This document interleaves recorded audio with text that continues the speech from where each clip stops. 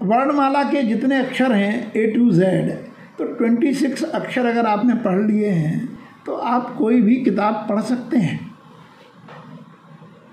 पढ़ सकते हैं कि नहीं पढ़ सकते? आपको बहुत ज़्यादा अगर नॉलेज नहीं है तो आप थोड़ा धीरे धीरे पढ़ेंगे, थोड़ा अटक के पढ़ेंगे, लेकिन आप पढ़ सकते हैं। लेकिन किताब को पढ़ना ज़्यादा महत्वपूर्ण नहीं है, किताब को पढ़ने के बाद उसके अर्थ को समझना महत्वपूर्ण है। और उसका जो अर्थ समझ में आता है, उस अर्थ को समझने की कला बिना इनर स्पेस को एक्सपेंड किए डेवलप ही नहीं होती, जन्म ही नहीं लेती। अगर सिर्फ किताब पढ़ना पर्याप्त होता तो LLB की डिग्री लेने के लिए तमाम स्टूडेंट उन्हीं लॉ की किताबों को पढ़ते हैं, पर उनमें से कोई 1, 2, 4 ऐसे लोग होते हैं जो वकालत करते हैं तो आउटस्टैंडिंग परफॉर्मेंस होती है, अगर जुडिशरी में जाते हैं तो अद्भुत परफॉर्मेंस होती है, अगर कॉर्पोरेट में जाते हैं तो उनका अलग नाम होता है। मेडिकल साइंस मेडिकल कॉलेज में पढ़ने वाले उन्हीं पुस्तकों को सारे स्टूडेंट पढ़ते हैं, लेकिन उनमें से आउटस्टैंडिंग कैलिबर के जो डॉक्टर बनते हैं वो कितने बनते हैं? उंगलियों पर गिने जाने लायक। तो ये जो फ़र्क है, ये फ़र्क कहाँ से आता है? बस यही समझने की चीज़ है। जिनका इनर स्पेस एक्सपेंडेड होता है वो उन पुस्तकों में से वो अर्थ निकाल लेते हैं जिसको हम कहते हैं बिटवीन द लाइन्स। जो शब्दों में जो अर्थ छुपा हुआ है, उस छुपे हुए अर्थ के पीछे के रहस्य को जान लेना, बस यही कौशल है। और ये कौशल हमको सिवाय कृष्ण से संवाद करने के और कहीं से प्राप्त नहीं होता। जैसा कि हमने बताया, कृष्ण से संवाद करना यानी कि अपने ही अंतरतम से संवाद करना है, अपने ही इनरमोस्ट कोर से डायलॉग करना है। अब सवाल ये है कि उस इनरमोस्ट कोर तक पहुंचा कैसे जाए? हम तो उससे परिचित ही नहीं है। हमारा सारा का सारा ध्यान आउटर सरफेस पे है, पेरीफेरी में घूमते रहते हैं, और पेरीफेरी में सिवाय समस्याओं के और कुछ निकलता ही नहीं है। हम कोर्स को टिक टिक टिक टिक कर देते हैं कि ये कोर्स हमारा पूरा हो गया, सब कुछ पढ़ लिया। उसके बाद जब हम एग्जामिनेशन हॉल से बाहर निकलते हैं तो ज़रा हम अपनी मनोदशा की कल्पना करें कि जब हमने सारा सिलेबस टिक टिक कर लिया तो फिर जाने से पहले भी कॉन्फिडेंट हमें होना चाहिए और निकलना भी मुस्कुराते हुए चाहिए। लेकिन प्रायः ऐसा नहीं होता। क्यों नहीं होता? भाई, जो कोर्स है उसी में से तो प्रश्न आएंगे, लेकिन हमेशा जो पढ़ा हुआ है और जो प्रश्न है, इनके बीच के जो गैप को भरना है, इनके बीच को गैप को भरने के लिए हमारा अगर इनर स्पेस एक्सपेंडेड है तो हम उन प्रश्नों को सही समझ पाएंगे और उस प्रश्न के सही उत्तर को हम उसी पाठ्यक्रम में से निकाल पाएंगे। उत्तर डेफिनेटली उसी सिलेबस के अंदर है, लेकिन उसी सिलेबस के अंदर का उत्तर अगर हमने क्वेश्चन आंसर्स रट लिए हैं, क्रेम्ड हैं, तो क्रेम्ड इन्फॉर्मेशन से ज़िंदगी की जंग जीती नहीं जाती।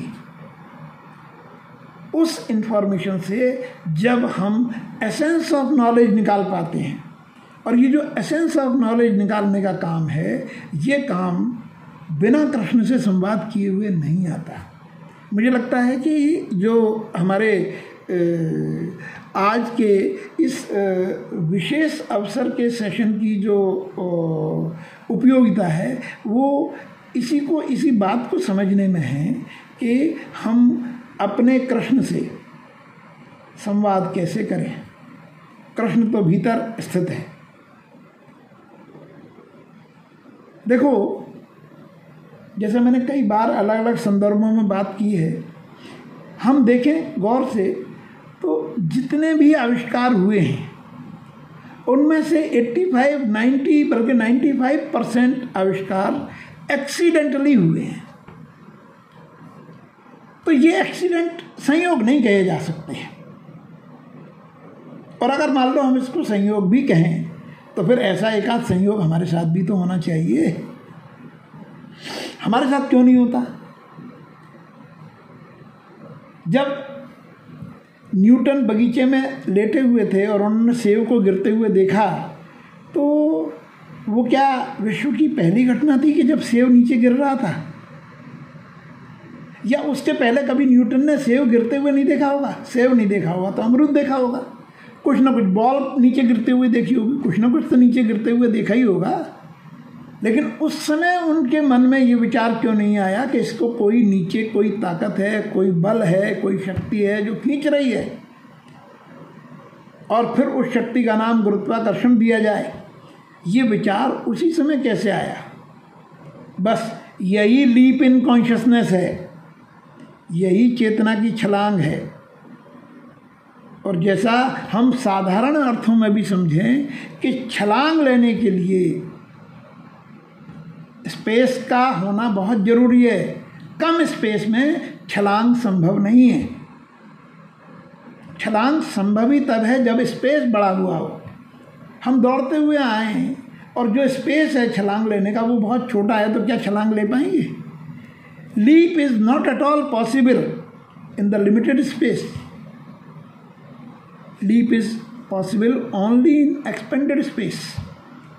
तो expanded space in our consciousness, उसमें ये छलांग संभव है जिस छलांग में हमारे मन में वो अद्भुत विचार आता है जो विचार हमको उपलब्धि प्रदान कर देता है। और अगर ये इस इनर स्पेस को बढ़ाने की विधियाँ ही हैं जो अपन 30 मिनट एक्सरसाइज के रूप में करते हैं,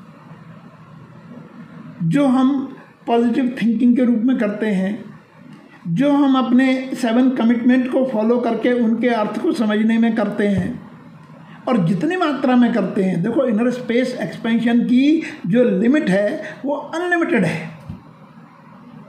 जिस तरीके से आउटर स्पेस अनलिमिटेड है, आउटर स्पेस के बारे में हम सब जानते हैं कि it is always expanding.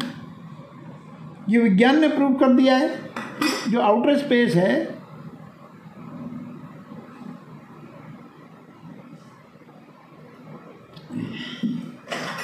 it is always and ever expanding at the rate of 13 kilometer, not only 13 kilometer, 13 crore kilometer in all the direction within 5 minutes. ये जो स्पेस एक्सपेंशन की जो गति है वो गति है प्रत्येक 5 मिनट में चारों तरफ से यह 13 करोड़ किलोमीटर फैल जाता है, और इस गति से ये अनंत काल से फैलता हुआ चला जा रहा है। और इसीलिए हमको डिस्टेंस की गणना करने के लिए लाइट ईयर के पैमाने का निर्माण करना पड़ा, क्योंकि वो डिस्टेंसेस इतने ज़्यादा हैं कि उसको किलोमीटर में नापना संभव ही नहीं है।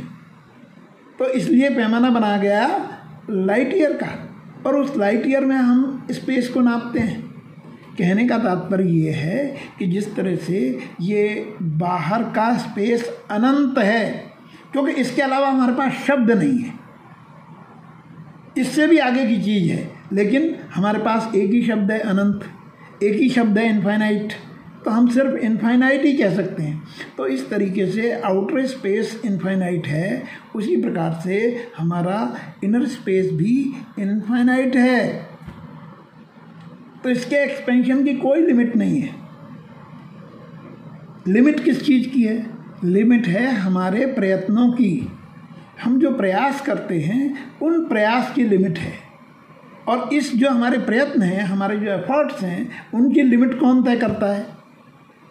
उनकी लिमिट रोज़ हम तय करते हैं, और डेली हम खुद उसको ऊपर नीचे घटाते बढ़ाते रहते हैं। और ये ऊपर नीचे घटाते बढ़ाते क्यों रहते हैं? क्योंकि कोई कमांड नहीं है हमारे पास। हम क्या करते हैं? हमने किसी को अपना गुरु माना, किसी को अपना मेंटर माना, किसी को अपना गाइड माना, तो उसकी कमांड जो है वो कमांड हमको मिलती है और हम उसको समझ लेते हैं कि हाँ, ये समझ में आ गई बात, ठीक है। लेकिन जिस समय उसको इम्प्लीमेंटेशन का पार्ट आता है, तो इम्प्लीमेंटेशन के पार्ट पर हम जो उस समय की ज़रूरत होती है और वो ज़रूरत हमारी सिर्फ बाहरी ज़रूरत होती है, बस उसको प्रायोरिटी दे देते हैं। तो ये जो हमारी रियल नीड है वो नीड ऑफ द आवर से ट्रेड हो जाती है, और उससे ट्रेड हो जाती है तो प्रायोरिटी बदल जाती है। और ये प्रायोरिटी इतनी स्विफ्टली बदलती है कि हमको पता ही नहीं चलता कि प्रायोरिटी कब बदल गई, और एवरीडे बदलती है। तो ये न बदले, ये न बदले, इसके लिए हमको आवश्यक रूप से, अनिवार्य रूप से, कंपल्सरीली अपने कोर से कनेक्ट होना ही पड़ेगा। और अपने कोर से हम स्वयं करके कनेक्ट नहीं हो पाते। ये बड़ा विचित्र रहस्य है कि हम स्वयं, हमारा ही कोर है, हमारा ही अंतरतम है, हमारा ही इनर स्पेस है, लेकिन ये ऐसा नहीं है जिसको हम हाथ से फैला करके रबड़ की तरह से तान दें। ये इनर स्पेस का फैलना कुछ निश्चित क्रियाओं का परिणाम है, और उन क्रियाओं को करने के लिए हम अकेले तत्पर हो ही नहीं पाते। और यहीं हमें एक बाहरी कमांड की ज़रूरत पड़ती है। और ये बाहरी कमांड, गीता में भी इसका एक सूत्र दिया हुआ है। गीता में जब अर्जुन कहता है कि ये जो ज्ञान है कृष्ण की बात को सुनने का और समझने का, ये कहाँ से प्राप्त होगा? कृष्ण गीता तो तब कहेंगे जब आप शरणागत हो जाएंगे, प्रपन्न हो जाएंगे पहले। लेकिन जब तक आप प्रपन्न ही नहीं होंगे तब तक गीता आप तक पहुँचेगी कैसे? तब तक कृष्ण के वचन आपको सुनाई कैसे पड़ेंगे? तब तक आपका कोर जो बोलेगा आपसे वो आप सुनोगे कैसे? वो तो आप सुन ही नहीं पाओगे। तो इस समझ को डेवलप करने के लिए, इस ज्ञान को प्राप्त करने के लिए, इस स्किल को अपने अंदर पैदा करने के लिए गीता में भगवान ने कहा है कि तद्विद्धि प्रणिपातेन, तू उन जानने वालों के पास, उन ज्ञानियों के पास जा, प्रणिपातेन, उनको प्रणाम कर, नमस्कार कर, परिप्रश्नेन सेवया, और उनसे प्रणाम करके प्रश्न कर। परिप्रश्नेन सेवया, फिर क्या होगा? वो तेरे को उपदेक्ष्यन्ति ते ज्ञानम ज्ञानिनस् तत्वदर्शिनः, वो ज्ञान को जानने वाले तत्वदर्शी तुझे उस ज्ञान का उपदेश करेंगे जो ज्ञान तुझे तेरे अपने अंतरतम से परिचित कराएगा। देखो, बाहरी गुरु का जो रोल होता है, हमारा जो मेंटर है, हमारा जो गाइड है, उसका जो रोल होता है वो सिर्फ इतना ही होता है कि वो हमको हमसे मिला दे, बस। हमारा अपना पोटेंशियल क्या है, हमारी अपनी संभावना क्या है, इस संभावना का सपना दिखा दे। कृष्ण ने क्या किया था? अर्जुन को विराट रूप दिखाया था ना। तो विराट रूप दिखाना मानो हमारी अपनी ही संभावना को हमारे सामने उपस्थित कर देना है कि ये तेरी संभावना है। तो एक बार वो संभावना हमने देख ली, अपनी सारी चीज़ों को देख लिया कि हाँ ये है, वो ठीक उसी तरीके से है जैसे हम एक फिल्म देखने जाएं और फिल्म शुरू होने से पहले हमें उसके एंड के सीन दिखा दिए जाएं। तो अभी एंड तो सुनिश्चित हो गया। तो जब जीत सुनिश्चित है तो उसके बाद आपके कर्म क्या होने चाहिए, ये अगर कोई आपको बताएगा तो आपका काम करने में मन लगेगा कि नहीं लगेगा? बताओ। जब आपको पता है कि you are going to become IAS, कोई रोक नहीं रहा इसको, ये रिजल्ट आपको पता है, तो उसके बाद जब आप पढ़ाई करोगे तो वो पढ़ाई बिल्कुल पूरे कमिटमेंट लगन के साथ होगी कि नहीं होगी? उस पढ़ाई में आपको मज़ा आएगा कि नहीं आएगा? क्योंकि आपको मालूम है कि रिजल्ट तो मुझे IAS बनना ही है। लेकिन ये मज़ा तब आएगा जब आप अपने कोर्स से कनेक्टेड होंगे, उसकी कमांड में होंगे। अगर उसकी कमांड में नहीं होंगे तो आपको वो अपने पोटेंशियल का जो दर्शन है, वो जो फिल्म का एंड है, वो ही नहीं मिलेगा देखने को। और जब तक वो नहीं मिलेगा तब तक उसमें प्रोसेस में प्लेजर नहीं मिलेगा। हम तो बार बार इसी बात पे जोर देते हैं ना कि जो हमारी प्रोसेस है इट शुड बी प्लीजिंग। तो जब प्रोसेस ही प्लीजिंग नहीं है तो रिजल्ट प्लीजिंग कैसे होगा? तो ये जो कनेक्टिंग विद द कोर है, कनेक्टिंग विद द कोर हमारी प्रोसेस को प्लीजिंग बना देता है। कैसे बना देता है? वो ऐसे बना देता है कि जब भी हम किसी की कमांड में चलते हैं, हम साधारण रूप से सड़क पर चलें और हम परेड में चलें, तो जब हम परेड में चलते हैं और हमारा कमांडर सिर्फ left right left right left right बोलता है, तो उसके इस लेफ्ट राइट बोलने से हमारे चलने में जो रिदम आती है, उस रिदम का परिणाम है हमारे जीवन में सफलता। बस यही फर्क है परेड में और सामान्य रूप से चलने में। सामान्य रूप से भीड़ जब चलती है तो किसी को बहुत अच्छा लगता है क्या? लेकिन वही हम देखते हैं 26 जनवरी की परेड कितनी मनमोहक होती है। यानी जब उसको पूरे एक उसका जो पूरा पैनोरामिक व्यू जब देखते हैं हम अपने टीवी पर कि पूरी की पूरी परेड एक साथ लेफ्ट राइट, मतलब उनके लेफ्ट राइट पैर इतने सिंक्रोनाइज्ड ढंग से उठते हैं और रखे जाते हैं कि उसको देखने में मज़ा आता है। तो अगर हमारी तैयारी इस कोर की कमांड पे है, ये जो हमारा कैप्टन हमारे कोर में बैठा हुआ है उसकी कमांड पे है, तो हमारी तैयारी में यही रिदम आ जाएगी। और फिर ये रिदम अगर आ जाएगी तो हम खुद एवरीडे जो अपनी प्रायोरिटी को रीअरेंज करते हैं वो हम कभी नहीं करेंगे। कभी नहीं करेंगे मतलब हम कर ही नहीं पाएंगे। देखो, गीता जो कही गई है कृष्ण के द्वारा, वो अर्जुन के कान में तो कही नहीं गई कि केवल अर्जुन के कान में कह दी गई हो। गीता की जो जगह है वो जगह ही है युद्ध भूमि। दोनों पक्षों की सेना खड़ी हुई है। गीता के आरंभ में ही अर्जुन ने जो एक बात कही थी कृष्ण से, कृष्ण सारथी थे, कृष्ण ने कहा कि मैं क्या करूं? तो अर्जुन ने कहा सेनयोरुभयोर मध्य रथम स्थापय में अच्युत, हे अच्युत, हे कृष्ण, मेरे इस रथ को दोनों सेनाओं के बीच में खड़ा कर दो। दोनों सेनाओं के बीच में खड़ा करने का मतलब क्या है? तो अर्जुन ने कहा यावदे तान निरीक्षे हम, जिससे कि मैं यहाँ जो उपस्थित लोग हैं उनका निरीक्षण कर लूँ। युद्ध कामना अवस्थितान, युद्ध की कामना से उपस्थित ये जो राजा लोग यहाँ पर हैं उनको मैं देख सकूँ। तो युद्ध भूमि के बीचों बीच में कही गई है।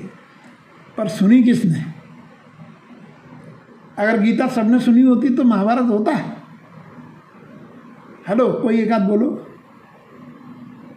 अगर नहीं होता हो, अगर गीता सब लोगों ने सुन ली होती तो महाभारत नहीं होता, क्योंकि फिर तो परिणाम ज्ञान। अच्छा, कृष्ण के कथन का जो सबसे बड़ा प्रभाव है वो प्रभाव ही ये है कि कृष्ण का कथन कन्विंसिंग है, वो ठुकराया जा ही नहीं सकता। आज थोड़ी सी टाइम की लिमिट है, 3:51 हो गए हैं, और ये मैं भी कुछ इतने क्या कहना चाहिए, एक तरह से गीता और कृष्ण मेरा भी बहुत आवेश है उसमें, तो मैं भी उस स्थिति में आ गया कि यहाँ मुझे मजबूरन रोकना पड़ रहा है, वरना इस पर कितनी भी देर बोला जा सकता है। तो मैं इसको समराइज़ कर दूँ कि कृष्ण का कहा टालने योग्य नहीं है, उसको हम चाहें भी तो हम टाल नहीं सकते। It is so convincing. तो बस करना क्या है? करना ये है कि अपने आप को कृष्ण की कमांड में ले आए। देखो, हमारी ही पर्सनैलिटी में with in us only Arjun भी हैं और कृष्ण भी हैं। तो कृष्ण के होते हुए अर्जुन अगर हार जाए, सोचो जरा, यही तो बात कही थी भाई। धृतराष्ट्र वहाँ संजय जब बता रहा है हाल, तो धृतराष्ट्र तो कृष्ण को ही गालियाँ दे रहे हैं कि बताओ, अच्छा भला अर्जुन युद्ध नहीं करना चाहता, बिना युद्ध के ही जीत हो रही है कौरवों की। ये कृष्ण ही है सबसे ज़्यादा खराब आदमी, यही है दुष्ट, यही उसको उकसा रहा है। तो अगर कृष्ण की बात सब लोगों ने सुनी होती तो भी महाभारत नहीं होता, या कृष्ण की बात अर्जुन ने नहीं सुनी होती तो भी महाभारत नहीं होता। क्योंकि वो तो गांडीव डाल के बैठ ही गया था, उसने तो सोच ही लिया था कि नहीं, मुझे नहीं करना युद्ध। तो कृष्ण की बात ऐसी है ही नहीं कि जो कृष्ण बोले और मानी न जाए।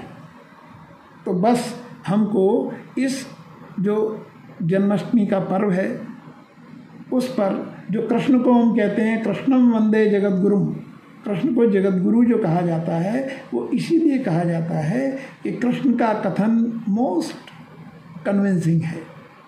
कृष्ण का कथन उनके जीवन में व्यवहार पहले किया गया है, कहा बाद में गया है, तो इसलिए उस पर अविश्वास करने का कोई कारण नहीं है। वो जो कुछ भी कहते हैं वो पहले कर चुके हैं। तो अगर वो दूसरे से कहते हैं कि तुमको इतना, तब उनकी दृष्टि धर्म अधर्म के बारे में बिल्कुल साफ है, किसी प्रकार का उनको कोई कन्फ्यूजन नहीं है। हम खुद भी देखें, कभी कभी जीवन में, कभी कभी तो अनुभव सबको ही हुआ होगा कि जब हम अपने उस कोर्स से कनेक्ट होते हैं और उस कोर्स के गाइडेंस में किसी प्रश्न का समाधान लेते हैं तो उस कोर की दृष्टि इतनी साफ होती है, हम उसको अपने वेस्टेड इंटरेस्ट के कारण उतना फॉलो नहीं कर पाते, ये दूसरी बात है। और उसके पर्सपेक्टिव को अलग ढंग से समझने की ज़रूरत है। लेकिन जो मैं बात बताना चाहता हूँ वो ये है कि जो कृष्ण के डायमेंशंस हैं उनमें कहीं भी हम अगर एक बार कनेक्ट होते हैं तो हमारी दृष्टि भी उसी तरीके से साफ होती है जैसी उनकी है। कृष्ण की दृष्टि साफ है, तभी तो वो कहते हैं कि कर्ण का रथ का पहिया इसमें फंसा हुआ है अर्जुन, इसी समय इसका सिर धड़ से अलग कर दे, वरना तू इसको मार नहीं पाएगा। बताओ, इतनी दृष्टि जिसकी साफ होगी, जो कन्विंस्ड होगा वही कह सकता है, वरना तो सहज रूप से अरे अरे छोड़ो भाई, दया यार ऐसा नहीं, ये उसका रथ का पहिया पड़ा, वही कर्ण कह रहा है कि आप क्या अनीति सिखा रहे हो। लेकिन कृष्ण की दृष्टि बिल्कुल साफ है। मेरे ख्याल से अब अगले सेशन में अगर तुम सब लोग चाहोगे तो इसी विषय पर और आगे बात करेंगे। तो आज के सेशन को हम यहीं कंक्लूड करना चाहेंगे कि हम अपने कृष्ण से संवाद करना सीखें। जन्माष्टमी पर कृष्ण की उपयोगिता, कृष्ण की पूजा, कृष्ण की अर्चना इसी रूप में की जाए कि हमारे अंदर जो कृष्ण है, हमारे कोर में जो है कृष्ण, उनसे हमारा डायलॉग स्थापित हो सके। और उनसे डायलॉग स्थापित करने के लिए ही ये जो अपन सेंटर से जुड़े हुए हैं, इस सेंटर की जितनी भी कमांड है, ये कमांड है ही इसलिए क्योंकि लक्ष्य वही है, इनर स्पेस एक्सपेंशन, विधि वही है, learn life to earn success. Krishna अपने जीवन में सफल क्यों है? क्योंकि कृष्ण पूरी तरह जीवन में डूबे हुए हैं। कृष्ण को जीवन में जो चीज़ भी सामने मिली है, कृष्ण के जीवन में उस चीज़ की समग्र स्वीकृति है, संपूर्ण स्वीकृति है। कहीं भी उनके जीवन में किसी चीज़ की कोई अस्वीकृति नहीं है। वर्तमान में जो चीज़ सामने आई, कृष्ण ने उसको स्वीकारा। अगर वर्तमान में युद्ध में भागना धर्म हुआ तो कृष्ण युद्ध से पलायन भी करते हैं। कृष्ण का अपना कोई संकल्प ही नहीं है, तो कृष्ण के किसी भी कार्य में परिश्रम भी नहीं है, इसीलिए कृष्ण के किसी भी कार्य में दुविधा नहीं है। और जिसके स्वयं के कार्य में दुविधा नहीं है वही दूसरे को भी दुविधा से मुक्त कर सकता है। वरना जो स्वयं दुविधा में है, अगर कृष्ण खुद दुविधा में होते तो अर्जुन की दुविधा को देख के और जिस तरह के तर्क अर्जुन ने दिए हैं उस तरह के तर्क में कहते यार बात तो तू सही कह रहा है, अपने लोगों को मार करके कैसे क्या करेंगे, नहीं नहीं नहीं ये ठीक नहीं, सही बात है, बिल्कुल ठीक बात है। तो फिर काम बनता है कुछ। लेकिन जब अर्जुन ने वो सारी बातें कही तो कृष्ण क्या कहते हैं, हंसते हुए बोलते हैं, अशोच्यान व शोचंती, तो जो सोचने की वस्तु नहीं है उस पर सोचता है? और प्रज्ञावादांश भाष से और ज्ञानी पुरुष की तरह से बोल रहा है, तर्क दे रहा है। गतासूंच नानु सोचंती पंडिता, पंडित लोग, ज्ञानवान लोग, विद्वान लोग जो चला गया या जो जाने वाला है या जो है, इनमें से किसी के विषय में भी सोच नहीं करते।